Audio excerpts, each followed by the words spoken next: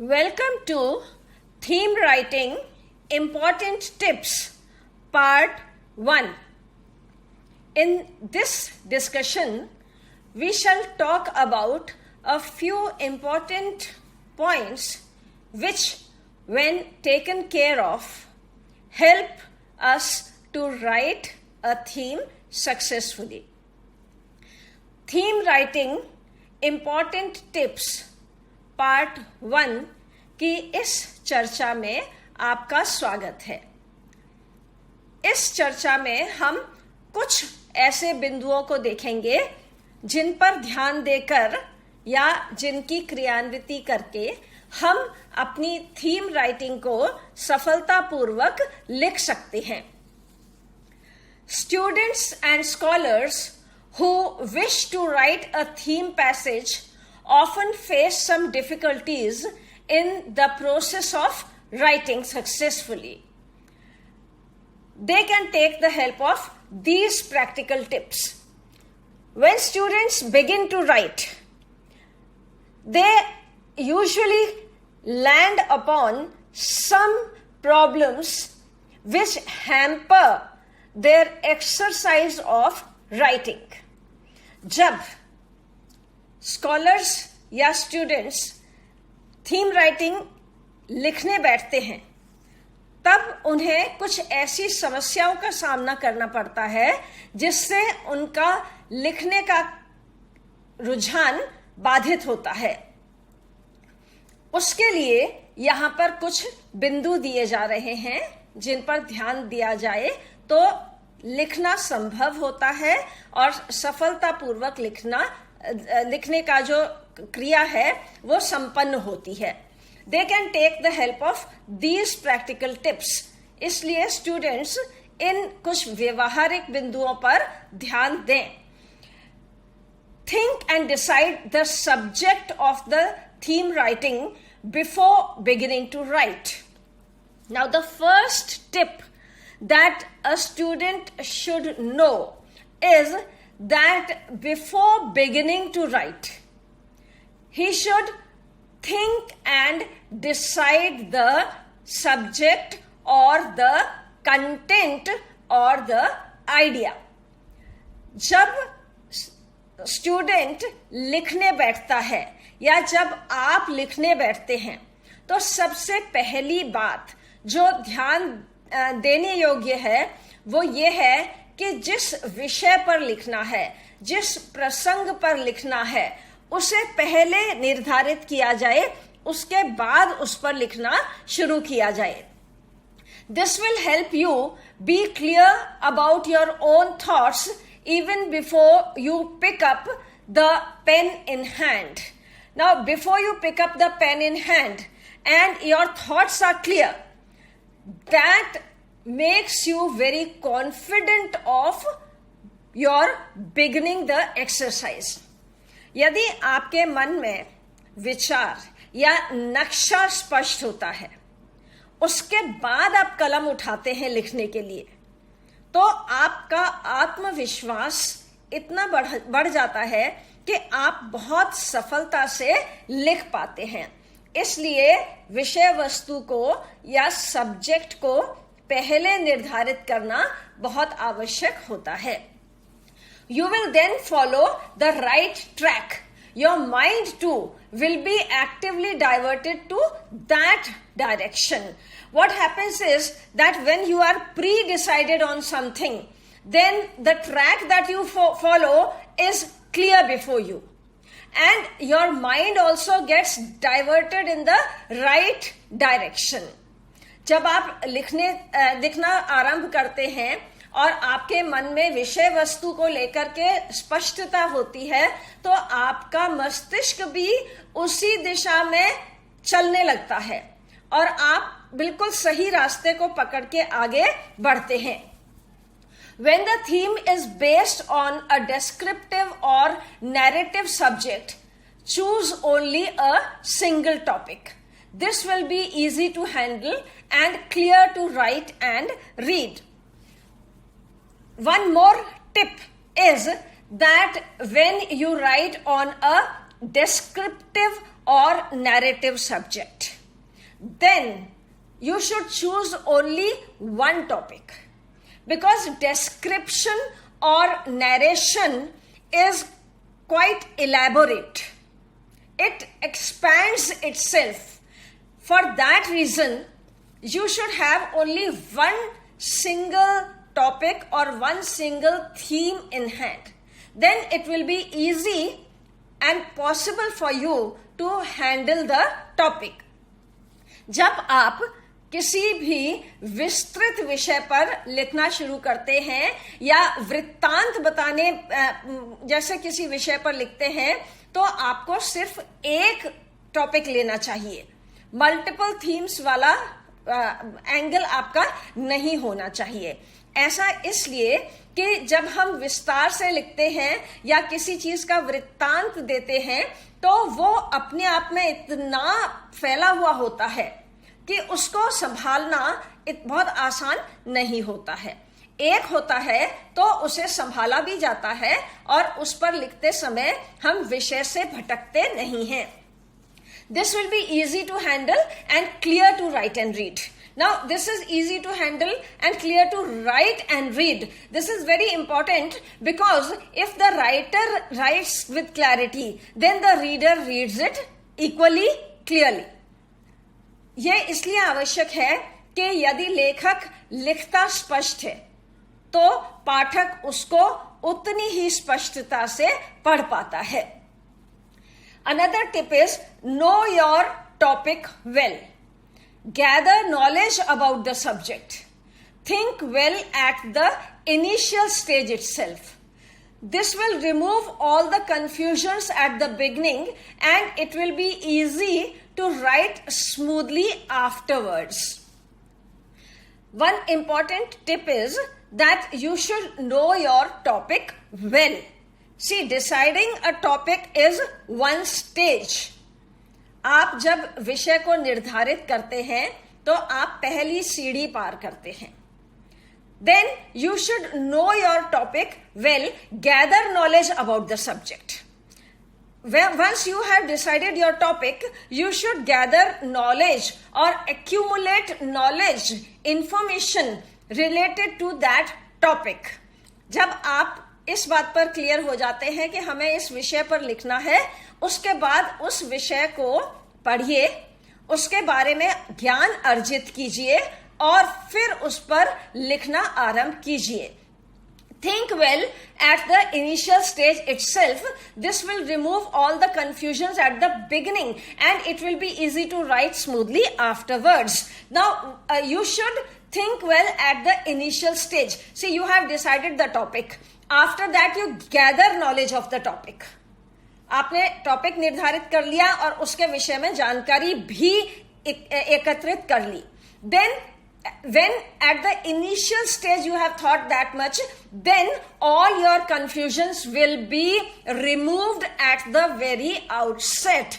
ऐसी स्थिति में आपके जितने भी विचलित करने वाले बिंदु हैं या जितने भी भ्रमित करने वाले बिंदु हैं, कंफ्यूजन कॉजिंग पॉइंट्स हैं, वो सब के सब आपके शुरू में ही निकल जाएंगे और आप बिल्कुल सही ट्रैक पर या सही दिशा में चल पाएंगे.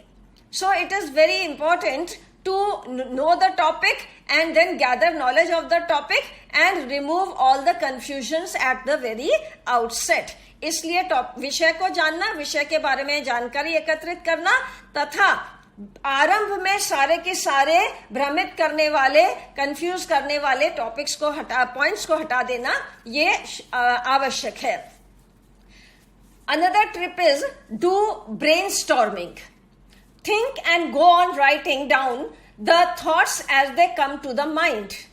The mind gets activated and many latent thoughts come to the surface. Now, another important point is that you should do brainstorming. Because when you do brainstorming, one after the other, the thoughts keep on coming to your mind and they come in a random fashion. आपको brainstorming करनी चाहिए, आपको बिना रुकावट के सोचने की क्रिया करनी चाहिए. क्योंकि हमारे मन में विचार एक सुनियोजित क्रम में नहीं आते हैं। जैसे जैसे विचार आते जाएं, उन्हें आने दिया जाए। तो जब इस तरह से विभिन्नता में विचार आते हैं, या जैसे आ रहे हैं वैसे ही नेचुरल होने चाहिए, प्राकृतिक रूप से जैसे विचार आ रहे हैं वो हमारे आ जाने चाहिए। Think and go on writing down the thoughts as they come to the mind. The mind gets activated and many latent thoughts come to the surface.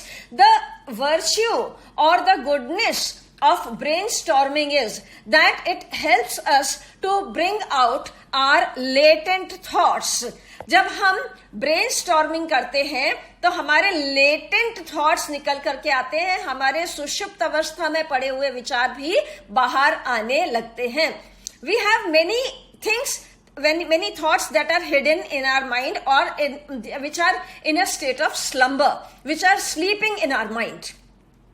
Those sleeping thoughts, when they are at a latent stage, they are in a state of slumber, they get activated and they start surfacing. ऐसे विचार जो हमारे मन में पीछे कहीं खो गए हैं, हमारे मस्तिष्क में कहीं पीछे दर्ज हैं और वो आगे नहीं आ रहे हैं, जब ब्रेनस्टॉर्मिंग करते हैं तो वो जागृत हो जाते हैं, आगे आते हैं और फिर हमने जितना सोचा होता है उससे कहीं अधिक विचार हमारे पास आ जाते हैं और वो सारे विचार हमारे अपने ही होते हैं। Many thoughts flash for a while and disappear. Now another important point is that many thoughts, they flash and disappear. ये एक टिप बहुत आवश्यक है कि हमारे मस्तिष्क में विचार आते हैं, बिजली की तरह आते हैं और चले जाते हैं, वो एक झलक मात्र दिखा करके चले जाते हैं। Write down the keyword immediately. The tip here is that as soon as a thought appears, we should write down the keyword of that thought immediately. जैसे ही कोई विचार हमारे मन में फ्लैश करता है, कौंधता है, अचानक से एक छोटी सी झलक के रूप में आता है, हमें उसका मुख्य बिंदु या एक मुख्य शब्द लिख लेना चाहिए। This will save you from losing the thought or forgetting it. Now, the virtue of this tip is, the benefit of this tip is that it will save you from losing the thought or forgetting it. What happens is that the thought flashes and it goes away. And very soon you tend to forget it. And then you keep on thinking, what was it that I was wanting, and it was something very important. So this is the functioning of our brain is such. In order to protect this loss, we can write down the keyword and save the thought. हमारे मस्तिष्क की एक प्रवृत्ति होती है कि कोई विचार आता है, कौंधता है, चमकता है, फ्लैश करता है और अचानक से गायब हो जाता है। फिर हम सोचते हैं बहुत अच्छा विचार था, क्या बहुत अच्छा पॉइंट था, समझ में नहीं आ रहा, याद नहीं आ रहा, ऐसा हम मंथन करने लगते हैं। उस लॉस को सेव करने के लिए, उस क्षति से बचने के लिए यदि हम एक कीवर्ड लिख लेते हैं तो उससे हमें वो याद आ जाता है और हम लोग उस परेशानी से भी मुक्त हो जाते हैं कि क्या था, बहुत इंपॉर्टेंट था जिसे हम भूल चुके हैं, और साथ में हमारे अपने ही थॉट्स हमारे लिए बहुत रिच सोर्स बन करके सामने आ जाते हैं। Rapidly writing the keywords will enrich your content bank and save losing of some very original ideas. Here, rapidly writing the keywords will enrich your content bank. Now, what happens? The content that we are accumulating through brainstorming. अभी हमने देखा था कि हम brainstorming करके अपने लिए बिंदु इकट्ठे कर रहे हैं। तो जब हम कीवर्ड्स लिखते हैं तो कीवर्ड से हमारा जो कंटेंट बैंक है, हमारा जो विषय के लिए हम सामग्री इकट्ठा कर रहे हैं, जो हम पिटारा बना रहे हैं विचारों का, बिंदुओं का, वो बहुत रिच हो जाता है। उसमें हमारे पास काफी पॉइंट्स इकट्ठे हो जाते हैं and save losing of some very original ideas. और कुछ मौलिक विचार भी हमारे जो खो सकते थे, जो डूब सकते थे, वो मौलिक विचार बच जाते हैं, क्योंकि मौलिकता जैसे झलकती है, जैसे ही फ्लैश होती है, वैसे ही हमें उसको पकड़ना जरूरी होता है. Arrange the roughly written thoughts in a proper and logical manner. Now these thoughts, when they come to our mind, they should be arranged properly. A thought comes, then you write it down in the form of a keyword, and then after having written all the thoughts through brainstorming, you should arrange them in a logical manner. You should start grouping them into the type that they belong to. हमने विचार लाए, brainstorming से हमने random thoughts को invite किया, और वो random thoughts हमने कीवर्ड के रूप में लिख भी लिए. हमारे पास बहुत सारे विचार इकट्ठे हो गए, बहुत सारे बिंदु इकट्ठे हो गए हैं. अब इन बिंदुओं को हमें तार्किक स्तर पर लिखना आरंभ कर देना चाहिए. Sorting and sifting will help you remove the unnecessary or digressive ones. Now the sorting and sifting process, the process of segregating them into different categories, this helps us to remove the unnecessary or digressive ones. Because sorting and sifting helps us to put them in the right category or right group. जब हम छंटनी करते हैं तो हम सारे एक समान विचारों को एक जगह रख लेते हैं, और उसके साथ ही जो अनवांटेड थॉट्स हैं, ब्रेनस्टॉर्मिंग में हमारे पास जैसे थॉट्स आते हैं हम उन्हें रैंडमली लिखते चले जाते हैं. जब ये रैंडम थॉट्स लिखे जाते हैं तो उसमें कुछ, चाहे वो इक्का दुक्का ही हो, वो विचार हमारे टॉपिक से मेल नहीं खाते हैं, या अननेसेसरी होते हैं, या रेपिटेशंस होते हैं. ये डाइग्रेशन कॉज करते हैं, ये विषय से भटकाने में एक रोल प्ले करते हैं. जब हम सॉर्टिंग एंड सिफ्टिंग करते हैं, छंटनी करते हैं, तो हम ऐसे थॉट्स को जो डाइग्रेशन कॉज कर रहे हैं हटा सकते हैं. You will have the relevant ones left for use. There will be more clarity in writing the theme passage. Now when we do the sorting and sifting, we keep only the relevant thoughts.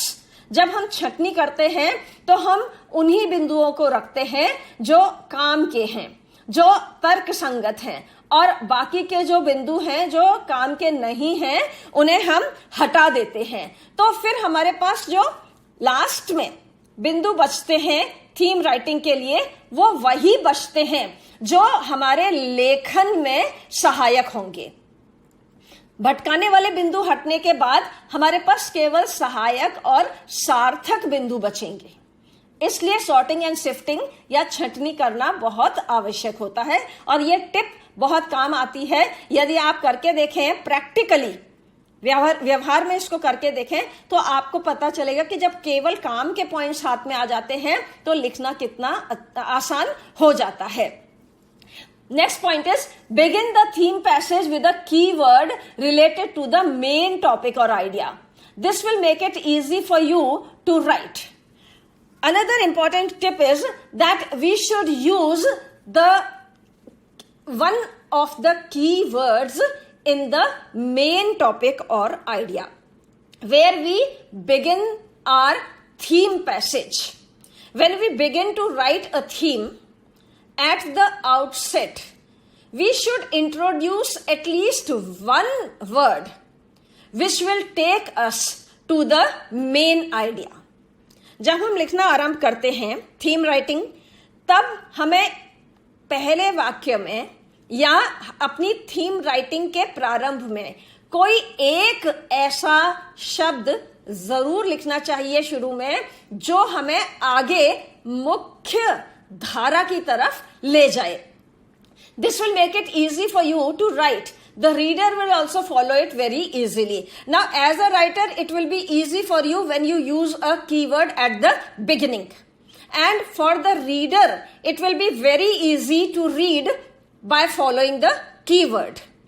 लेखन के समय आपके लिए ये सुविधाजनक हो जाती है टिप, क्योंकि आपने कीवर्ड यूज किया है तो आप उसी के अनुसार चलेंगे आगे। और पाठक के लिए कीवर्ड का प्रयुक्त होना उसके पढ़ने में, उसकी दिशा निर्धारित करने में बहुत सहायक होता है। Make groups of similar thoughts and sentences. You may have many groups. Now, when you have done the brainstorming activity, then you should mark the words or sentences or thoughts into small groups. You should categorize them. जब आपने brainstorming कर ली है और random thoughts इकट्ठे कर लिए हैं, तो आप उसके बाद उनके छोटे छोटे समूह बना लीजिए। और छोटे छोटे समूह जो होते हैं ये शब्दों के हो सकते हैं, वाक्यों के हो सकते हैं, विचारों के आधार पे हो सकते हैं।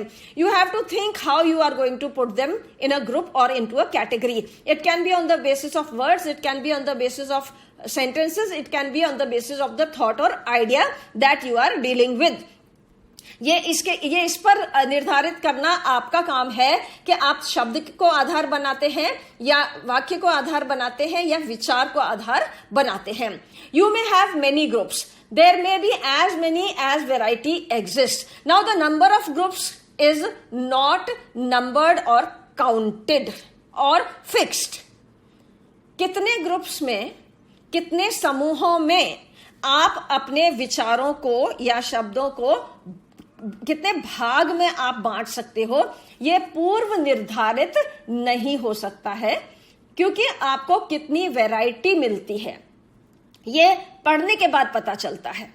जब आप उसको लिखने के बाद रैंडमली पढ़ेंगे और कैटेगराइजेशन शुरू करेंगे तो आपको पता चलेगा कि आपके पास कितने कैटेगरीज हैं, कितने भाग हैं जिसमें आप इसको बांट सकते हैं। Example about the topics merits, demerits, implications, improvements, suggestions, etc. Now, here we can understand this thing by the use of a topic. Suppose we take a topic, let our topic be the importance of discipline. Now, suppose we are talking on this point, and when we brainstorm, we write the positive, negative, all types of thoughts. Even if they are weird, we write all those thoughts. So, after having written the thoughts, we put them into different categories. For example, what are the merits of a certain topic? Then, what are the demerits? Because anything that has merit will have demerits. So, you make another category of demerits. Then, you make another category of implications or effect that it will have on an individual or society or nation, whatever the topic is.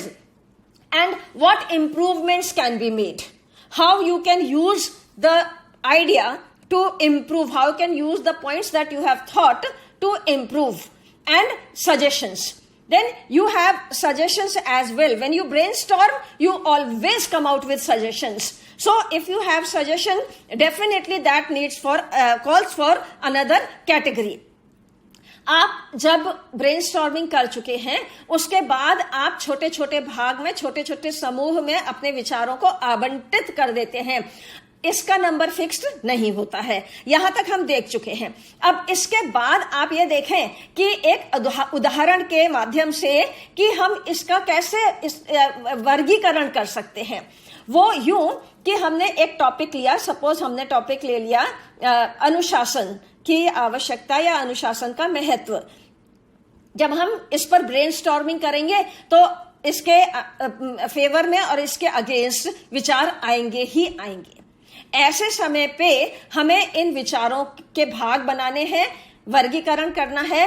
तो इसमें merits क्या क्या हैं, अनुशासन के लाभ क्या क्या हैं, वो हमने एक जगह कर दिया। अनुशासन के हानि क्या क्या है, वो हमने एक जगह कर दिया। अनुशासन का इम्प्लीकेशन क्या है, उसका हमारे ऊपर प्रभाव क्या है, वो हम एक जगह कर सकते हैं। अनुशासन का इम्प्रूवमेंट क्या, हम इसमें और क्या इम्प्रूवमेंट कर सकते हैं और कौन से सुधार के बिंदु हैं जो हम अगर करें तो उससे ये फायदा होगा।